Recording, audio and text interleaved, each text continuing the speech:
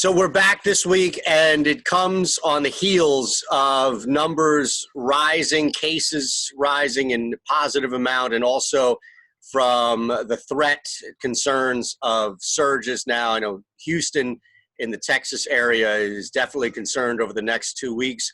Florida has been a hot topic of conversation over the last 2 or 3 months, and now it looks like there is an increase in cases. So let's start in Florida first and foremost and kind of look at where we are and why this has all happened, because you've mentioned countless times that expect numbers to go up when we reopen. Is this the norm, what we're going through, or has this been ramped up with some catalyst, unfortunately, that's making it worse?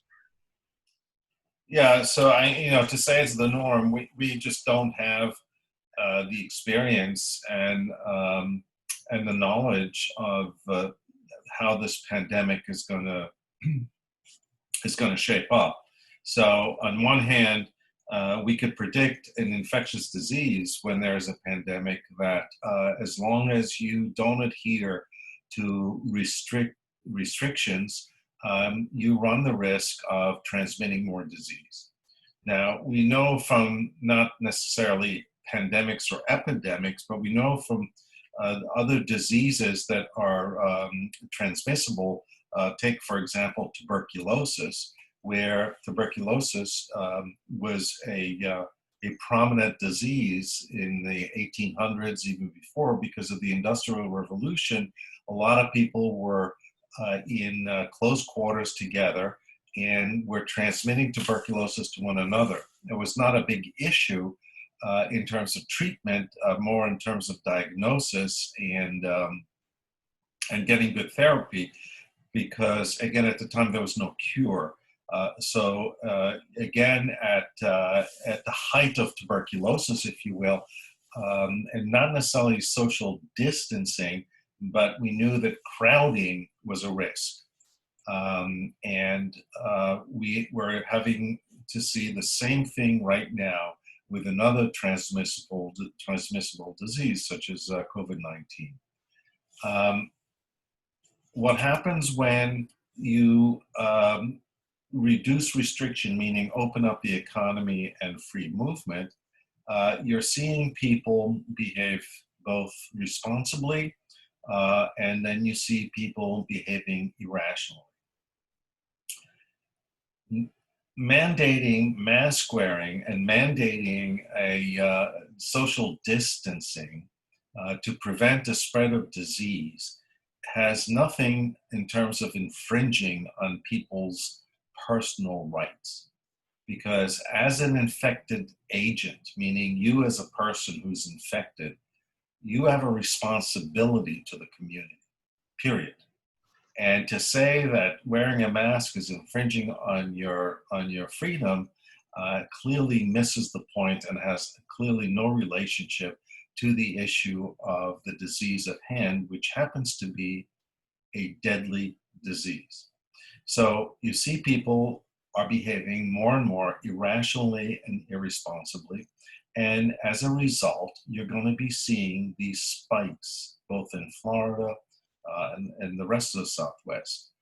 I think what you're also seeing is that when there is responsible behavior and restrictions that are placed by a governmental body, such as in the tri-state area, New Jersey, New York, and Connecticut, you're going to see a plateau, meaning you're not going to see maybe no disease, but you will not see the spiking that you see in other areas.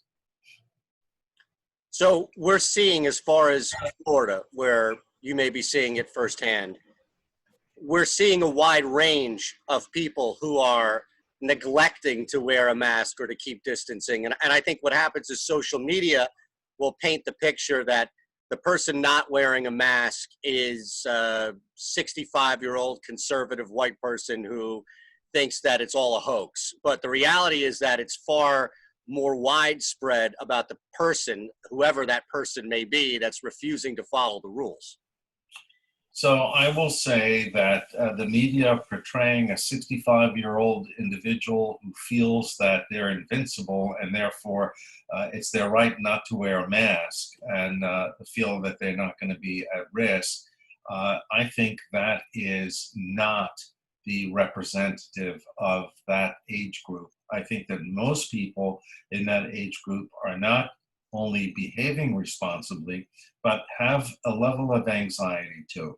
Because as you recall, when this first started, was that population that was at high risk. Many of these individuals with advanced age today are clearly cautious about what they're doing, where they're traveling, and how they interact with other people in terms of both distancing and mask wearing and hand washing, and being very careful. That's the majority of those patients. So though you're not seeing the mortality that we saw early in that population, what you're seeing now are young people who are feeling invincible and having a great time together because, you know, you can go back to the beach or go to the bars, et cetera, et cetera.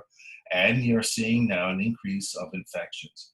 We may not be seeing the same mortality because the age group that's younger probably has a lower mortality than the advanced age, but you're still seeing, again, a resurgence of this illness. So where are we as far as preventative measures and mitigation? Initially, when this thing hit, the death toll was rising to the point in which it made sense to shut everything down. It might make sense now to reshut everything down, but we also have to deal with the difficulty of putting toothpaste back into the actual container, the tube, if you will. So from a medical standpoint, if you didn't have to worry about economic backlash, politicians and media people like myself, if the doctors, the medical pros were making the decision, what's the best thing to do right now in regards to how this thing is spreading? Well, you know, it's a very good question, Eitan. The problem is that the answer is not simple, and the reason I say that is that when you are a healthcare provider, if you're a clinician, basically what you do is you have to take care of not just a specific illness, but the patient as a whole. And when you're taking care of a patient as a whole, clearly social aspects have an enormous impact on their ability to either become well or at least overcome whatever it is that the acute episode that they're in. So we can't just say we are not going to, you know, I can't just say in isolation if I didn't have to worry about the economy, because I do, because we already mentioned in previous talks that this lockdown clearly has significant impact on people, and also people are reluctant to go to see their physicians or go to a hospital right now because they're afraid they're going to get infected and may be relinquishing care that would actually be helpful for them under the circumstances. But if we were living in a silo, and to go back to your question, what needs to be done is the same old thing. We may not be able to close the economy, but we may not be able to move to the next phase of the economy. So let's take example, the food industry still will be delivery, pickup, and if there are restaurants, there's going to be social distancing, and staff is going to be have to wear protective equipment. Transportation, again, mass transportation, would be air or land, again, has to deal with the same issues in terms of mandating that people wear masks and that there'll be distance between individuals, and that these are going to be disinfected, the vehicles being used, whether it's aircrafts, buses, etc.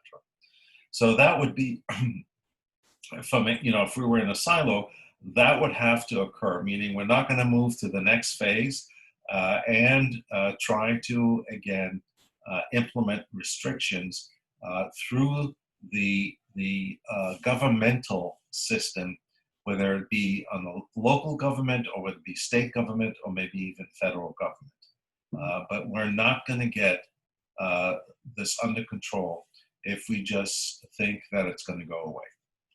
Are we at a point right now where this second wave or surge, whatever the proper term is, or maybe just the first that we're still going through that we didn't fully mitigate, is there anything to determine how consistent the asymptomatic positive tests are versus everyone else? Meaning it seemed like with the first time before everything was initially shut down, we had an overwhelming mid to high 90 percentile of people who tested positive turn out to be either asymptomatic or extremely low symptom. Despite seeing positive cases on the rise, hospitalizations on the rise, and even a fear of a surge on hospital beds, are we still seeing a similar type of data, even if it's early, where the majority of people are still testing positive, asymptomatic, or very low symptom? Yes. So I think there's still that ratio of positive tests not having significant clinical illness as compared to being positive with significant illness. But keep in mind, we're also seeing people with significant illness who are negative, but they have all of the telltale signs of COVID-19. So yeah, the testing is still not perfect, but again, the ratio of asymptomatic is exceeding those that have clinical symptoms. You mentioned the testing not perfect. What about the antibody testing? Has there been any improvement? Are we at it? I see you shaking your head. Is Yeah, it no, that bad? yeah. Well, part of it, we can't blame the test. I think that there's a combination of issues. The behavior of the virus may have a large immune reaction that creates antibodies that dissipate very quickly. So again, we may be dealing with a test that can't really identify the agent well, meaning it's got a significant number of either false positives or false negatives. So the sensitivity specificity is not great. But two, we have to keep in mind that the antibody that are being generated, whether with or without memory, may be fleeting in many of these diseases, and that is causing some confusion in terms of interpretation of these tests. All right, last one, just because we can't hammer it home enough, and there's always seems to be some sort of political angle to it, and it went from do we have enough tests to now wear your mask. So from a doctor, you yourself, it's not just wear a mask, it's what mask are you wearing, wear it properly. And I'll say it, but you can reiterate it 10 times over. If my mask isn't covering my nose, it's not a mask. And if I don't have any type of connection to where air can't get in, and a bandana versus a cloth versus the N95. So every time you see it, somebody's putting a post on Facebook or Twitter, wear your mask, but it's more than that. There are specifics to where if you're not following the details, you can think in your head you're wearing a mask, but you're really not doing anything. Well, to quote Mario Cuomo, where he was sitting at one of his news conferences, and he pulls the mask down to his chin, and he says, "This is not a mask. What this is a chin guard." So again, the mask is really to capture anything that's coming out of your respiratory system, and your respiratory system actually includes your nose and your mouth and your ears, but you have eardrums that separate them. But the fact of the matter is, most of the time, and it's not really an issue with the ears, but it's mostly the exchange that occurs between the outside air and through your nose and your mouth. So a mask that has some thickness to it, and the cloth masks have to have a few layers to get the thickness, may reduce again the amount of particles. Clearly the N95 is a mask that actually protects and not just reduces, but significantly reduces particulates. So anything in between, as long as it's covering well the nose and the mouth area, and it's uncomfortable, don't get me wrong. We understand that wearing a mask for a prolonged period of time is irritating and difficult, but it's still better than contracting the disease.